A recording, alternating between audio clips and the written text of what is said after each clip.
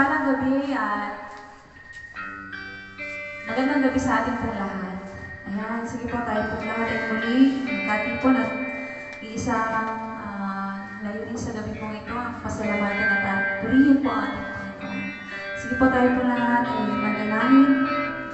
Yes, Lord Jesus. Hallelujah. Panginoong Diyos, purihin ka, Panginoon, sa oras nito, Lord. At kami po, Ama, ay lumalapit, Panginoon. Humingi kami, O Diyos, ng tawad, Panginoon, Lord. Sa mga nagdaang araw, Panginoon, Lord, aminado kami, Panginoon, na naging abala kami, Panginoon, Lord, sa mga bagay, Panginoon, na pansarili, Panginoon. Andun, Lord, yung nagkulang kami, Panginoon, sa panalangin. Nagkulang kami, Panginoon, sa pagiging anak sa harapan mo, Panginoon. Kaya naman, Lord, sa oras na ito, Lord, dalangin ko po, Diyos, na linisin at siyasatin mo po ang aming mga puso, Panginoon. Dalangin po namin, Lord, na sa oras at pagkakataon ito, Panginoon, maisulit namin, Panginoon, sa iyo pong harapan ang papuri at pasasalamat na nararapat sa iyo, Panginoon, Lord. Salamat, Panginoon. Hinihiling po namin, O Diyos, sa oras na ito ang iyong pagsama at salamat, Panginoon Diyos, sa iyong Panginoon banal na presensya, Panginoon, na siya, Panginoon, pupuno, bubusog, Panginoon, at siya, Panginoon, mararanasan ng bawat isa, Panginoon, narito. Salamat ba na Espiritu sa iyong pag-inos. Salamat sa anointing, Lord. At salamat, Panginoon. Kung gaano kami, Panginoon, Lord, excited at sabik sa oras na ito sa aming pagpupuri, Lord, alam namin, O Diyos, masigit kang nananabing, Panginoon, na marinig ang aming mga papuri pagsama. Kaya naman, Lord, tinatas ka namin. Tanggapin mo, Panginoon, na aming papuring pagdakila sa iyong banal na pangalan, Ama, sa pangalan ng iyong anak na si Jesus. Amen.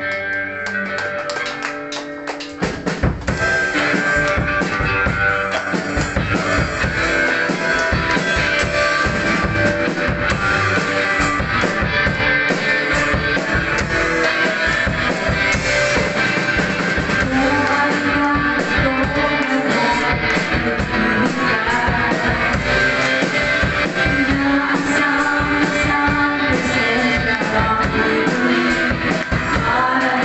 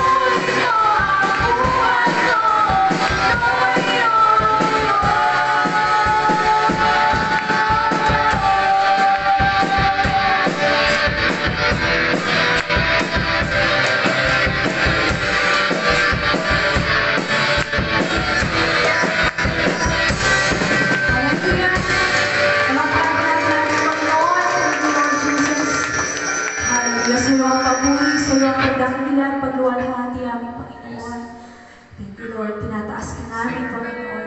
Pinupuri ka namin, pinasasalamatan sa gabi pong ito, O God. Ang aming awit ng pagsamba, Panginoon Lord, ay galugdan mo, Panginoon, O God. Salamat, salamat. Ito, Panginoon, ay maging buhay at mabangong hay ng pagsamba, Panginoon, sa iyo, Diyos.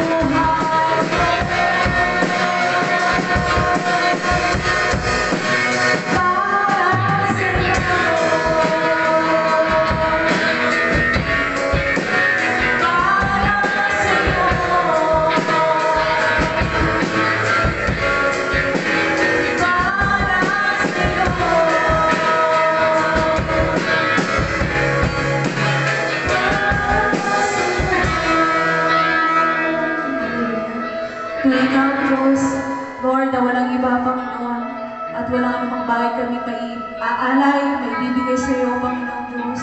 Kundi Lord, ang aming buhay, ang aming lakas, Panginoon, at higit sa lahat, Panginoon, ang aming mga tinig, Lord. Ang papuri namin, O Diyos, na lagi, Panginoon, daladala namin sa aming mga puso, aming mga labi, O God. Maraming pong salamat, Ama. Lord, nakikita namin, Panginoon, ang aming mga sarili, Panginoon, Lord, na pinagpala at pinagaling. Lord, we are an overcomer, Panginoon. Kaya matagumpay, O Diyos. Lord, salamat, Panginoon, sa mga bagay na ginagawa mo sa aming mga buhay. Salamat, Ama, na kung ano man yung bagay na pinasimulan mo sa aming mga buhay, ito yung lulubusin, Panginoon. At nananampalataya kami, Panginoon, sa darating na bagong taon na naman, Panginoon, ang aming mga buhay. Kami bilang isang Kristiyano ay lalong magiging matatag at mas magiging faithful, Panginoon, sa gawain mo, guys.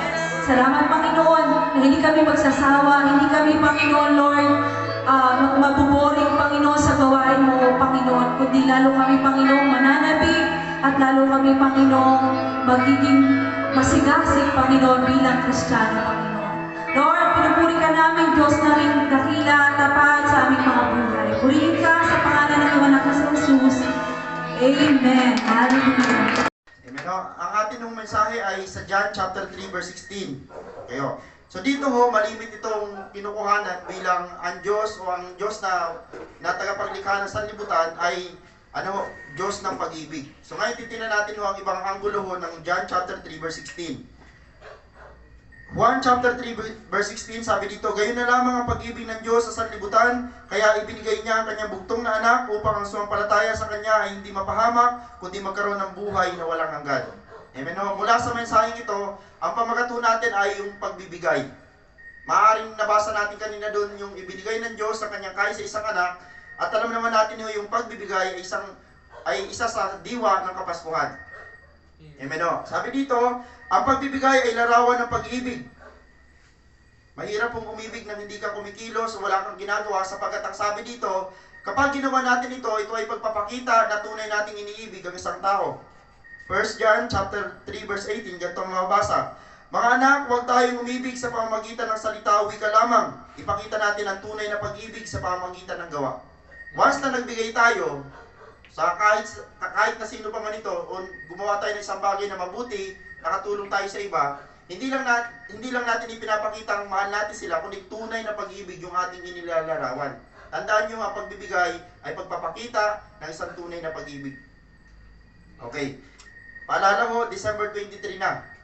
Okay, baka ho yung ibang mga ninang at ninong dyan, kabado na. Okay, kumustahin natin. So, 2 days before Christmas, ano ang sabi dito? Mga ninong at ninang, prepare na ba kayo sa inyong mga inaanak? So, kailangan nating daanan to, kaya kailangan itanong ito natin kasi maaaring ngayon ho ay pressure yung mga ninong at ninang. Dahil ho, nagbago na ho ng pananaw yung mga bata. Sa panahon natin ngayon, imbis na yung bata ay sila yung parang excited ngayong Christmas o yung December na buwan ng December, mas excited pa yung mga nanay. Kasi ho, dapat ang mga nanay, sila ho yung may mindset dapat na mag-ayos ng mindset ng kanilang mga anak. Dati tama naman yung mindset ng mga inaanak natin. Kaya lang ho, dahil sa impluwensya ng mga magulang, minsan ho, iba na yung naituturo sa mga anak. Na mga inaanak na rin natin. May mga demand na ho sila. Okay, tandaan natin, sabi dito, mga ninong at ninang, prepare ka na ba sa inyong mga inaanak? Lalo na ngayon, uso na ho ang social media. Paano kung dumating sa time na nagbigay tayo sa mga inaanak natin, tapos na i-post ka dahil hindi nagustuhan yung bigay mo? Kaya sabi dyan, prepare ka. Ibabalik ko na lang.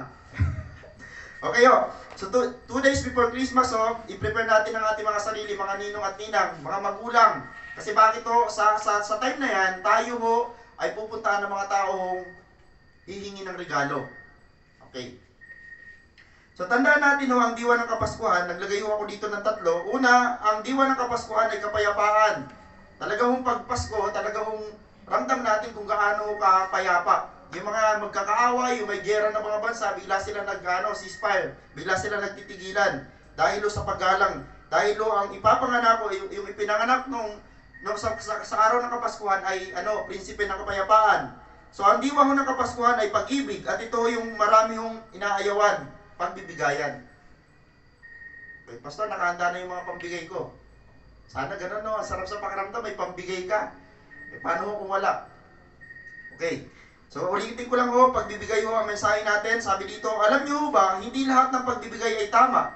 Kaya ho, pinakit ko kanina yung ninong at ninang, dahil sa panahon na tayo ay pupuntahan ng mga inaanak natin, tama ho na magbigay tayo sa kanila, pero alam niyo, ito malungkot na katotohanan, hindi lahat ng pagbibigay ay tama. Bakit? Sapagkat may mga taong mali ang puso o paraan ng pagbibigay. Sayang naman, nagbigay ka na. Kaya nga ho, in-encourage ko ang bawat isa, nagbigay ka lang din naman, tamaan mo na ng puso. Doon ho nagkakataloy sa puso, sa layunin o doon sa mitiin ng mga tao. Okay, hindi lahat ng pagbibigay ay tama sapagkat may mga taong mali ang puso o paraan ng pagbibigay. Unahin mo natin yung maling pagbibigay. Ang maling pagbibigay ho, sabi sa Mateo chapter 6 verse 1, ay ganito ho, pakitang tao.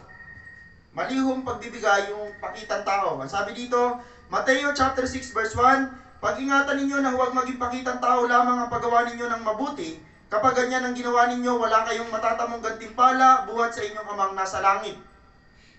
Alam nyo, nakakatuwa lang sa simbahan natin, lalo na ho doon sa mga nagbibigay, nagbibless ng talagang para sa Panginoon, bigay naman sila ng bigay, pero parang ang Diyos hindi na busang ibalik sa atin. Nakakaramdam mo ba kayo ng ganon? Bigay ka ng bigay, pero parang balik naman ang balik. Tandaan nyo, iba yung patakaran ng Diyos. Sabi dito ho, kapag ganyan ang ginawa ninyo, wala kayong matatamong gantimpala buhat sa inyong amang nasa langit. Kung tama ang pagbibigay, mayroong gantimpala lagi. Pastor, tama siguro yung pagbibigay ko kasi grabing balik sa amin. Kapatid, kapag may bunga, kapag may gantimpala kang bumabalik sa iyo, ibig sabihin, tama ang pagbibigay mo. Amen? Amen. Tama ang pagbibigay ng isang tao, tama ang ginagawa. So, ang pakitang tao, ano ibig sabihin niya? Ang pakitang tao, ibig sabihin, hindi bukal sa puso. Oo, kasi pakitang tao lamang. Para may pagyabang.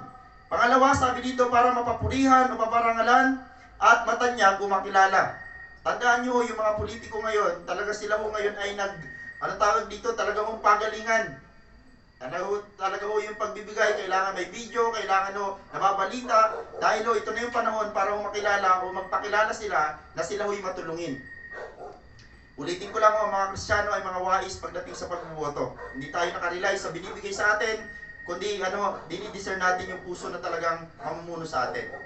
Pangalawa, sabi dito, Mateo chapter 6 verse 2, ganito ang sabi, kaya nga kapag naglilimos ka, yung word ho dyan na naglilimos, sa ibang salin ng Biblia, nagbibigay. Kaya nga kapag nagbibigay ka sa dukha, ang kadugtong niyan ay dukha. Isipin nyo, Pastor, ako po ay nagbibigay. Bakit? Kapatid, hindi ka pala dukha, hindi ka pala mahirap kasi nagbibigay ka eh. Wala sa milyon ang pera. Kapag ikaw ay palabigay, ang turing sa'yo ng Biblia, ikaw ay blessed. Ikaw ay mapalad, hindi ka dukha. Kasi ang binibigyan lamang ay dukha.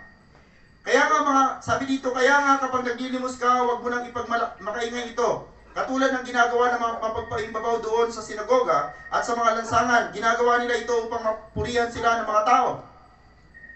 Alam na natin yung tinutukoy dyan ng Panginoong Hesus. Tinutukoy ng Panginoong Hesus dyan ng mga eskriba at mga paraseyo. Sila pag nagbigay, kailangan may audience, may mga tao nakakita nang sila ho'y mapapurihan. Litaw na litaw ho ito ngayon sa panahon natin.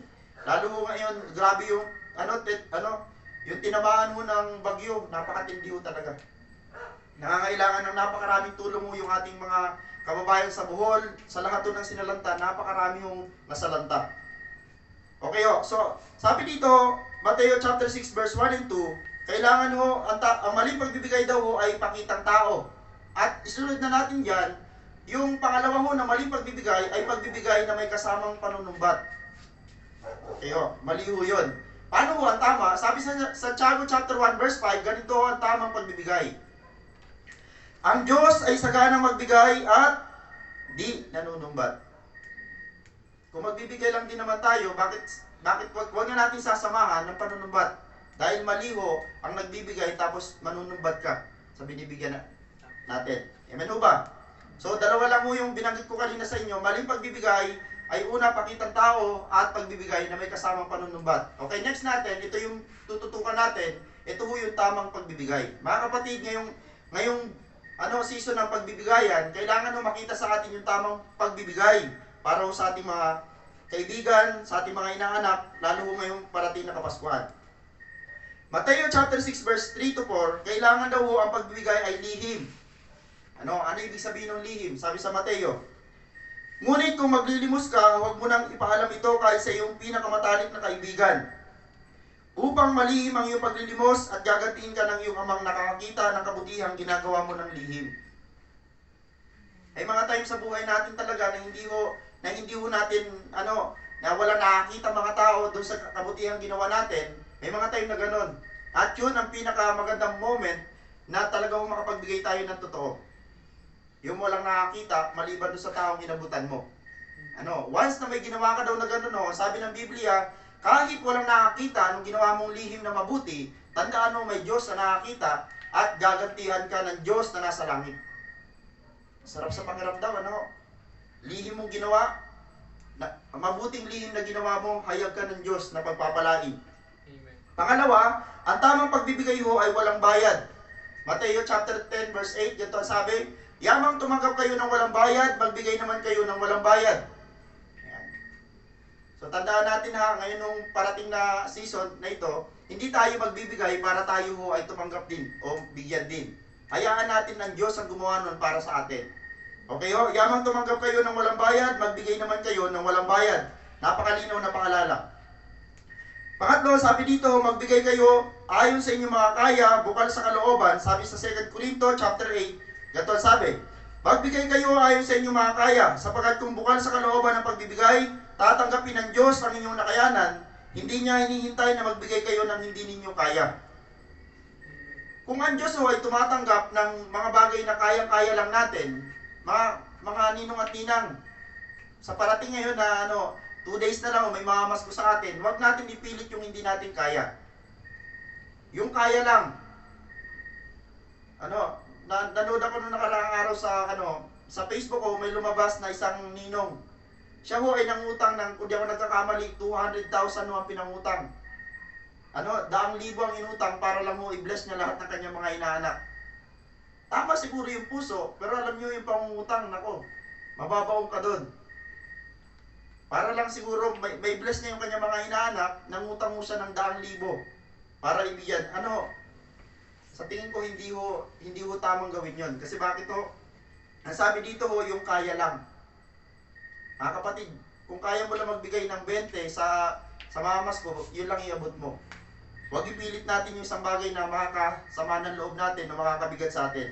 Katulad ng sabi ng Biblia, ang Diyos ay hindi namimilit ng malaking ibibigay natin sa Kanya, kundi yung kaya lang natin.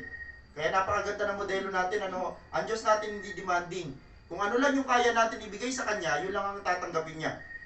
Ganon din ang sabi dito sa sunod, ayon sa sariling pasya, maluwag sa loob, di napipilitan lamang. Ibig sabihin, ang gusto ng Diyos na pagbibigay ay kusang pagbibigay. 2 Corinto chapter 9 verse 7, na bawat isa ay dapat magbigay ayon sa sariling pasya, maluwag sa loob at di napipilitan lamang, sapagkat ang ibig ng Diyos ay kusang pagkakaloob.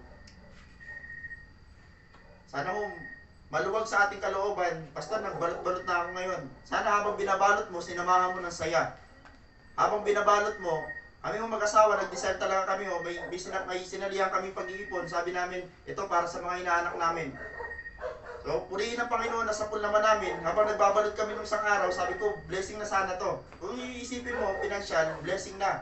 Pero dahil sinabi namin, hindi para sa amin, para sa inaanak, kailangan para sa inaanak. Ano na lang ang prayer namin mag-asawa? Huwag pumunta. Ay, hindi. Pwede ba yun? O, yung mga nagbalot-balot na mga ang regalo nila ho ay mga hindi naman pera. Ipag-pray nyo na dumating kasi hindi nyo magagamit yun. Pero yung mga mayroong ampaw, siguro sabi sana wag dumating.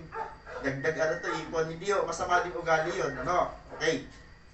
Paalala, upang maging tama ang pagbibigay, dapat bunga ito ng pag-ibig. Ang tama mong paraan o tama mong pagbibigay ay bunga ng pag-ibig. Balikan lang natin ang John chapter 3 verse 16.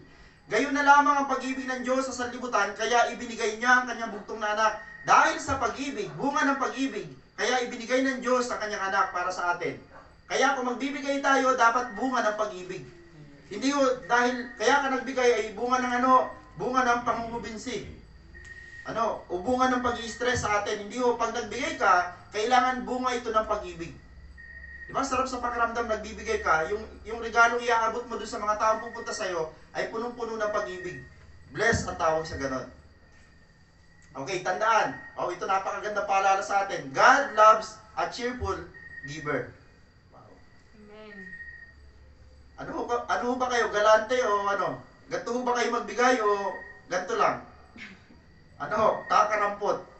God loves a cheerful giver. Ganto ho ang sabi dyan. Hindi ho basta-basta English yan dahil napakalalim ng kahulugan yan. Ang ibig sabihin ng cheerful, ibig sabihin ng kaaya-aya. Ano ibig sabihin yan? Masaya.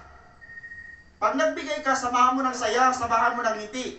Ayan, ulitin ko lang ha, kailangan malugod. Ang sabi dito, kailangan maligaya, tuwang-tuwa, grabe, no? Galak na galak, at last, buong puso. Tayo ho ba, pag nag-aabot na regalo, masaya tayo? O nanghihinayang minsan? Ay, yung mga nakaranas ng mga ruling, ano ho naramdaman nyo? Pastor, ang saya, nag-aabot sila ng may kasamang ngiti. Yung mga taong ganoon, pagpapalain ng Diyos. Bakit to? Nag-aabot sila may kasamang saya. Ano, halimbawa, andito yung gate, nandun ang bahay nila napakalayo. Pupuntahan ka pa para bigyan. Aba, grabe naman yun. May kasamang saya yun. Eh kasi kung nagkanda, dulas-dulas siya, nang punta, galit na galit. Mas maganda pa when yung nagpunta.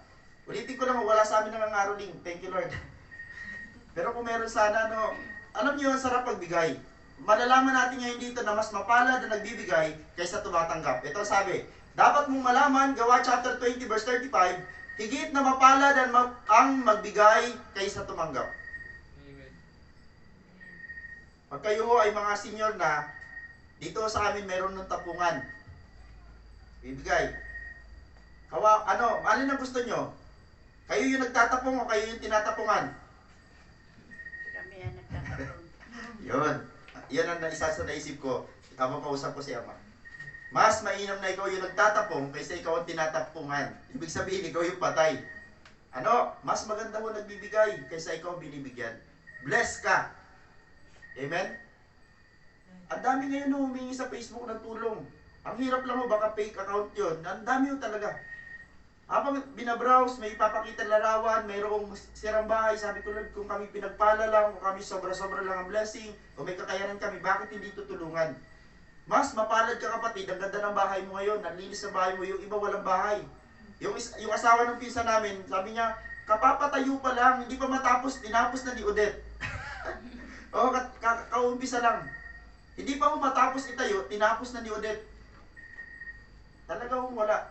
Kakaya, pag tinignan mo yung larawan, wala ka na makakayanan. Kaya nga, lagi natin tatandaan, mapalad pa rin tayo, dahil may kakayanan tayo mag-bless sa iba. Higit na mapalad ang magbigay kaysa tumanggap.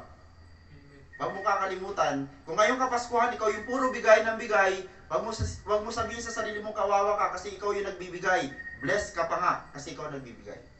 Ganito pa ang sabi sa Hebreo chapter 7 verse 7, hindi mapag-aalinlangan ng nagpapala ay higit na dakila kaysa pinagpala. Mas maganda ho ang katayuan ng mga tao nagbibigay kaysa doon sa tumatanggap. Okay. Di ba ho, dati ang kaisipan natin, mas blessed tayo kung tayo ang tumatanggap. Kasi nga naman, halimbawa, mayroon kang iniipon, nadadagdagan. Kapag ikaw nga naman ang nagbigay, yung ipon mo, nababawasan.